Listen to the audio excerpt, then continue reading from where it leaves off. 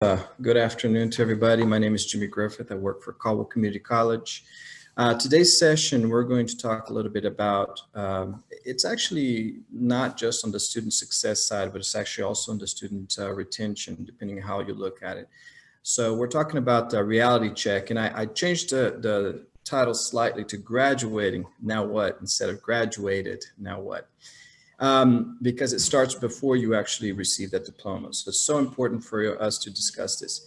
Now, when we were discussing different presentation options, we kind of came to the realization that we have, of course, community colleges of all sizes. So it's very important for us to kind of keep in mind that not all community colleges have a lot of resources and support for certain things like career centers. Some of them are big and have a lot of money and incentives and human capital to be able to run all those programs. Some of them are very small, and it might be sort of like a department of one. So CVCC and I got together, Martha Carillo from CVCC and I got together to sort of discuss a little bit about some of the things that we've been observing in our career centers to try to ensure student success and, of course, student retention with the Career Center. So I'm going to present. Unfortunately, my partner is not here today. She had a family emergency, so I'm going to try to do my best to represent both of our perspectives in this presentation.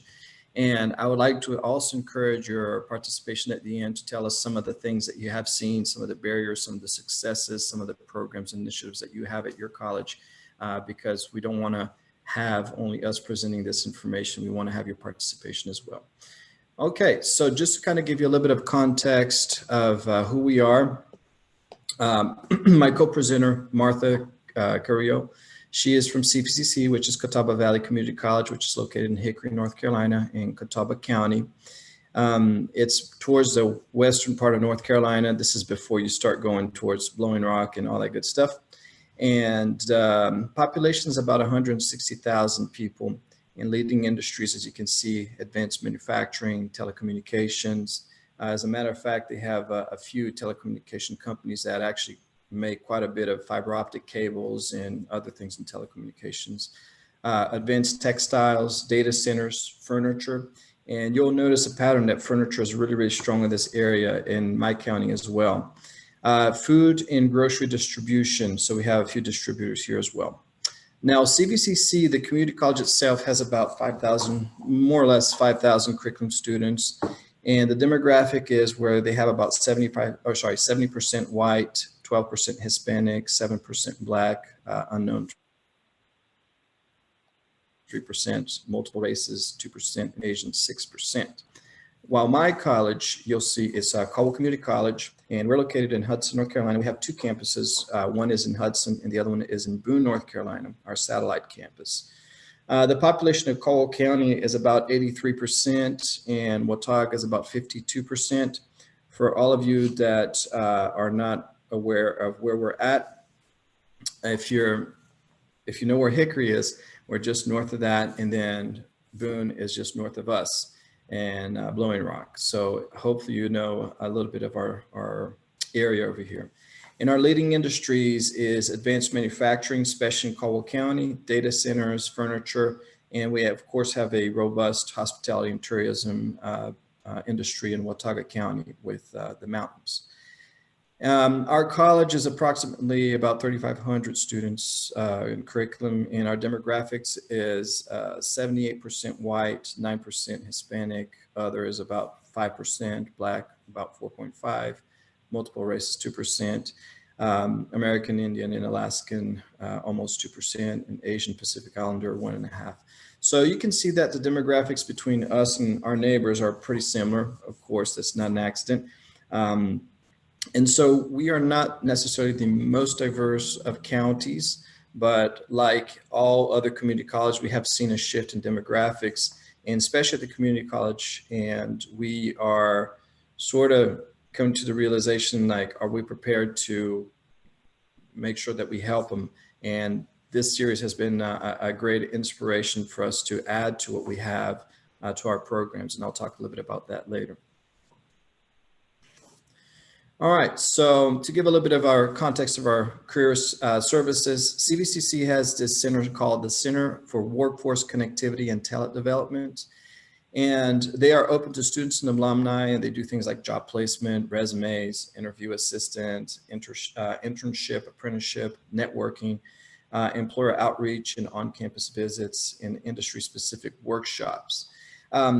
Again, I wish my partner was here to elaborate a little bit more on the partnership called K64. From what I understand, and you can actually look into that if you type in K64 and CVCC, you will see what they're all about. It's basically a partnership between the community college, the Economic Development Commission, the local government, the county. And what they do is they sort of have a board, and oh, by the way, local industry too. And they pull their money to work with the career services or their Center for Workforce Connectivity.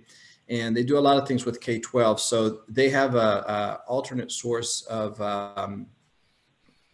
funding that is not what we have at Caldwell Community College. So I thought it was very interesting, that partnership. And they have a board that runs that.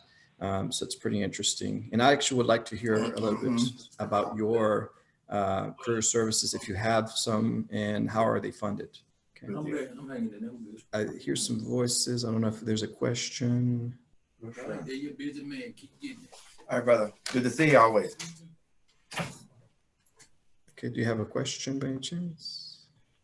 Okay. All right, if you have a question, go ahead and you can put in the chat box, or you can talk in the microphone. Okay, so Caldwell Community College, we call our career services Career Connections, and I'm not going to repeat everything that we do because we do a lot of things similar to Catawba Valley Community College, but we're open to students, alumni, and community members. So we don't have only just folks that have gone to Caldwell Community College or are currently going to Caldwell Community College. We also see community members. So we have similar services, CVCC, and in addition of that, we have career advisement. We have a program called Career Coach, which you can sort of find what things are most like in your wheelhouse as far as what you would like to do, or if you're an incoming student that have no clue what you want to do for our programs, or if you want to find resources, skills, or anything, or even labor market information, you can use of these programs that we have purchased and have in our house in our website.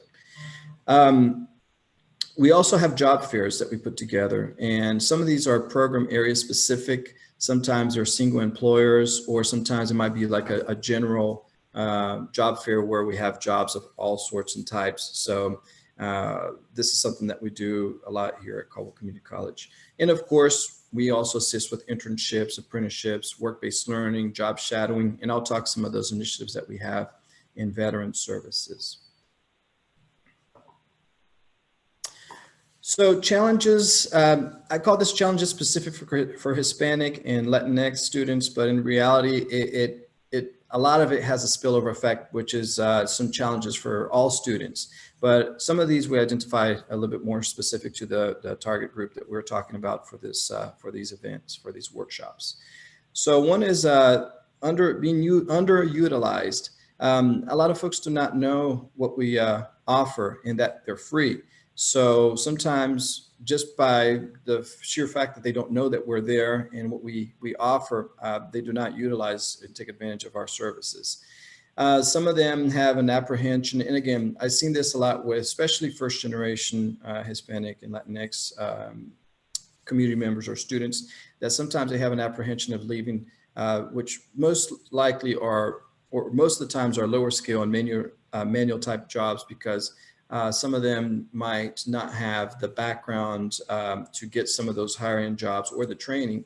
And they are sort of afraid of losing those jobs because, again, they need to feed their families and pay the bills. And to try to get that next level job, again, requires training, requires getting all the, resume and, all those things together. So sometimes the apprehension of that ends up kind of creating that cycle of not taking that next step to better themselves and get the necessary credentials and certifications to be able to get that sort of higher end jobs. So that's something that we have seen. we have an interesting population here in Caldwell County. We have attracted a lot of Hispanic and Latinx population. Some of them are from Venezuela for obvious reasons. They're trying to escape what's going on with Venezuela. We have a lot of folks from Honduras. We have a lot of folks from Guatemala and Mexico. Some of the folks in Mexico are not your first language Spanish speakers. They're actually, they speak some tribal languages, a lot of Mayan languages. And so that kind of create another extra layer of difficulty in communication and cultural barriers as well. So something else we have seen is guidance to navigate the world of work. So where do I start? That sort of, I don't know where to start. So they feel frustrated. They feel sort of, I don't want to say cornered, but they feel like they don't have a way out. So it's hard sometimes to promote these for folks that do not know where to start because they might not have the foresight to search for career services to help them. So this includes things like where to start in career prep, the application process, how to apply for jobs and how to fill out the application properly. Sometimes there are issues of not having the documentation that they're asking on the job application. Again, the issue might not be the lack of documentation, but lack of the documentation required for those types of jobs. Interview and employability skills. A lot of this is time consuming. I don't know about you, but helping students develop a resume, it's really, really hard because of course it's time consuming. It's a document that requires a lot of information. So you have to remember or find certificates and dates and you know, where did you work, and try and tease out all those soft skills and hard skills that are going to be applicable and helpful for you to get that next job. So a lot of that creates a lot of frustration, and some folks that are motivated and energized to do this, once they start going through the process, again, some of them just sort of give up and don't follow through. And again, this happens with not just Hispanic and Latinx students, but with all students, it could happen and does happen. Also, the difficulty, again, of identifying those skills, experience, and qualifications in a verbal and written form. Of course, in the written form and the resume and application. And verbally, we have a lot of mock interviews, and we find the difficulty, again, has nothing to do with necessarily language skills. It's communicating those skills. And this is across the board. This is not just with Hispanic and Latinx students. You have, of course, the cultural barriers and the language barriers or situational barriers. We see a lot of English language learners.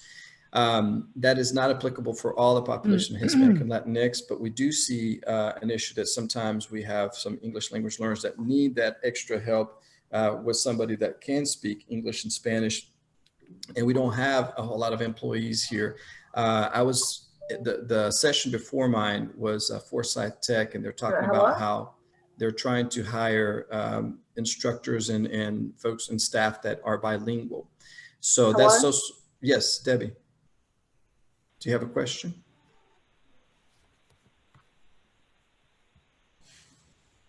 Okay. I don't know if she has a question. Anybody have a question? I don't want to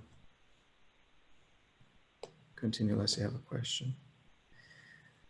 So moving on, the lack of bilingual employees. So we don't have a whole lot of bilingual employees here. When I was hired for my bilingual skills, but believe it or not, it was not for my Spanish speaking skills. It was actually for my Portuguese speaking skills.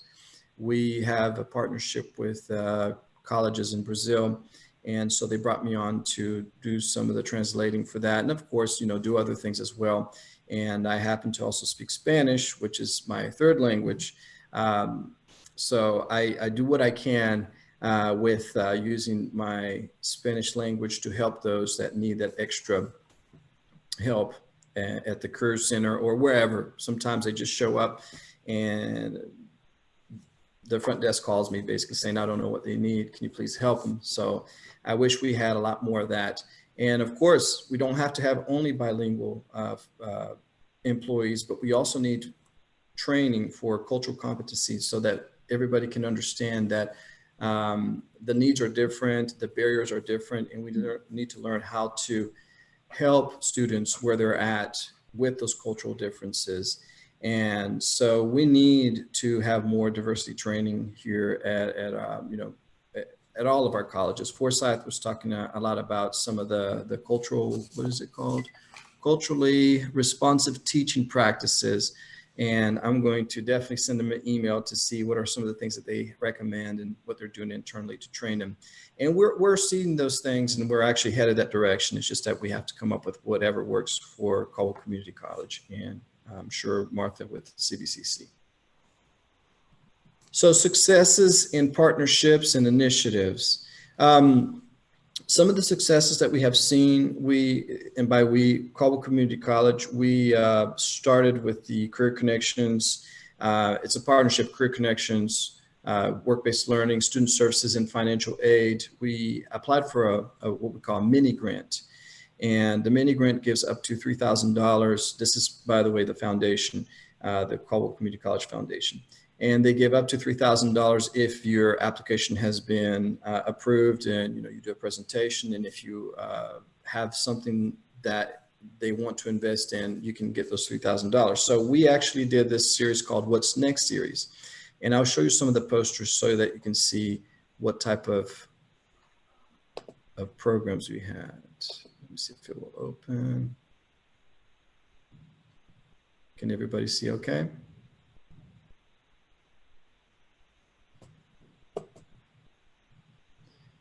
Okay, so you can see here our What's Next series. I believe this was from last year. So where do I begin? How do I, why do I need to prepare? And again, these are sort of things to get folks ready for jobs now as students or once they graduate. We even had a fashion show, which was wildly popular. We had sort of what to wear in a professional setting for interviews and day-to-day in the job. And we also had a what not to wear. So we actually had our vice president and our president dressed in what not to wear that day, which was pretty hilarious. And we had students wearing things that they should wear. And we partnered up with a not-for-profit organization that offered clothes for anybody who needed it. So we partnered with them and demonstrated what you should wear in a professional setting versus what not to wear. So that was pretty good. And we even had the North Carolina State Employees Credit Union come and talk a little bit about tax preparation because it was that time of the year. Let's see. So you can see some of the things that we have done here to help people get prepared. We did an initiative, job shadowing initiative that was also pretty popular, where we partnered with local employers, with local employers to try to place students in their program of study, but we didn't keep it just to that. Some wanted to sort of explore different career options. And so we opened it up a little bit to try to partner students with aspiring careers and also in the program of study. All right, let me go to the next thing. Okay. Oops.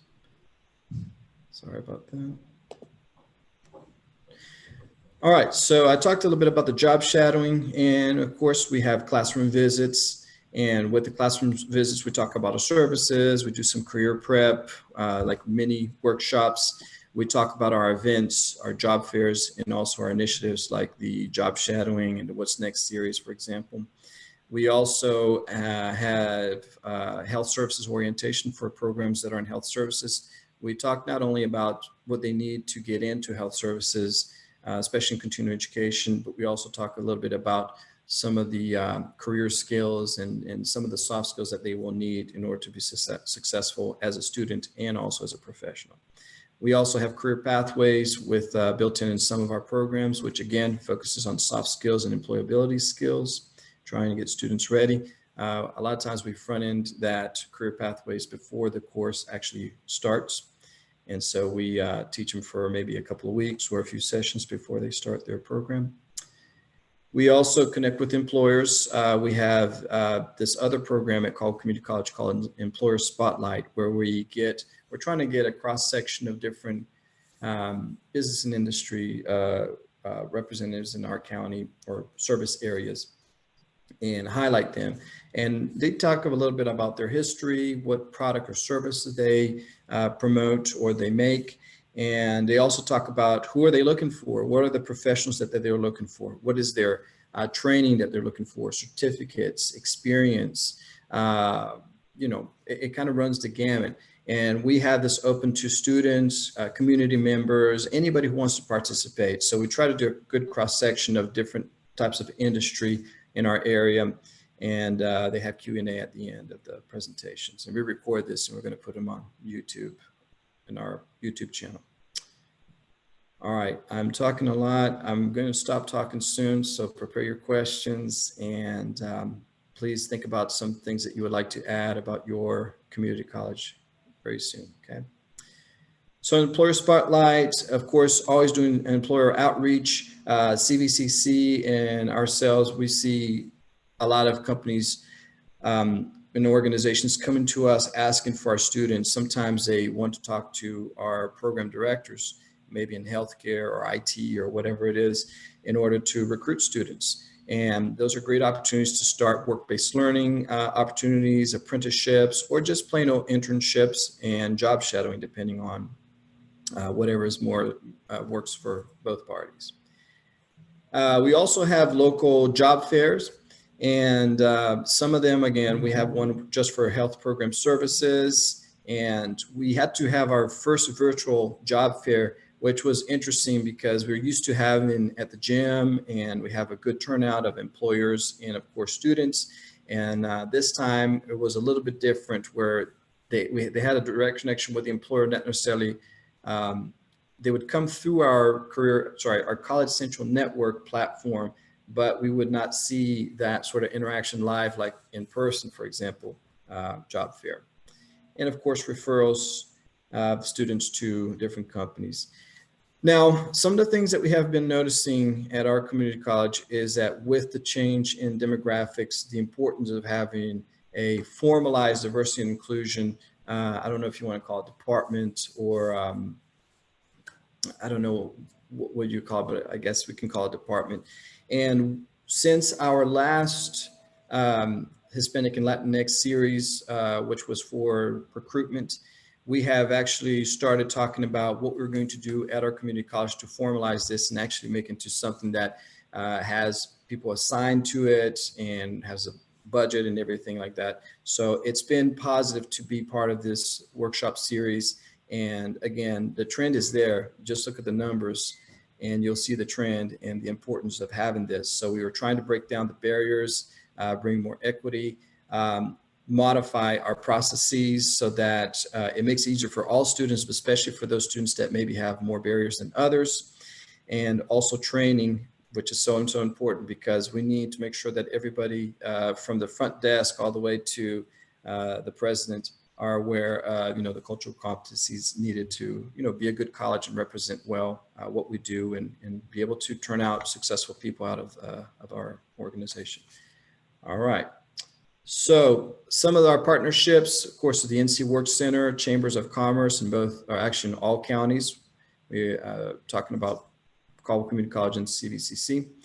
The Economic Development Commission, school systems, local governments, business and industry, state and local agencies. We have some sort of updating meetings where we talk about some of the needs and some of the things that we're offering that other agencies can take advantage. So some of it could be vocational rehabilitation, councils of government, housing authority, DSS, and so forth. All right, so I am going to now turn the table to you. I would like to hear some of the things that you have seen, some of the barriers and some of the successes you have seen in your college. Is there any innovative things that you are doing at your career service center? And Q&A.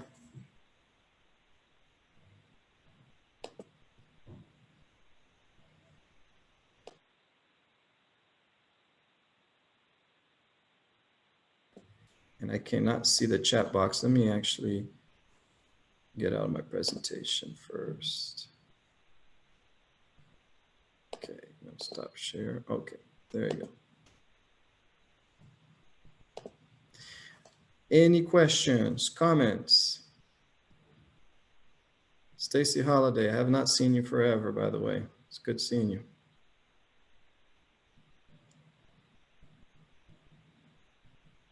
Any questions? Here, let's see, chat.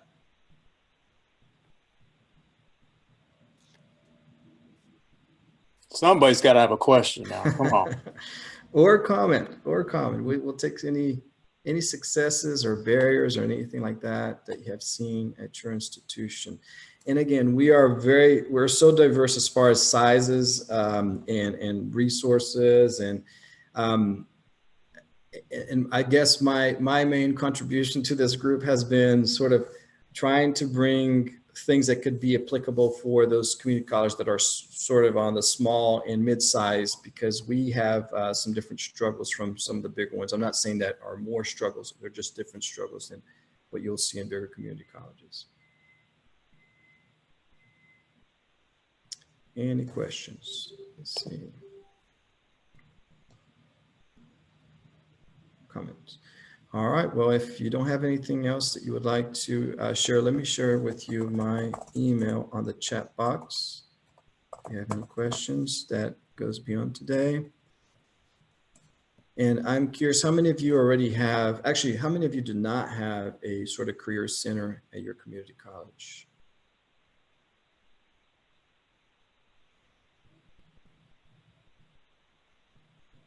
I guess everybody does. All right. Well, thank you so much for being here today. And I will see you in the near future, hopefully in person, and hope to have a conversation with all of you. And thank you, Juana and Matthew and Juanes for organizing this event or these events, because it's been very, very important. We actually took a lot of inspiration from what we have heard, me and my colleagues, to come up with our own programs for us to move forward and reflect the population growth that we're seeing here at Caldwell Community College and be more equitable. So thanks so much for that. And I'm looking forward to the future.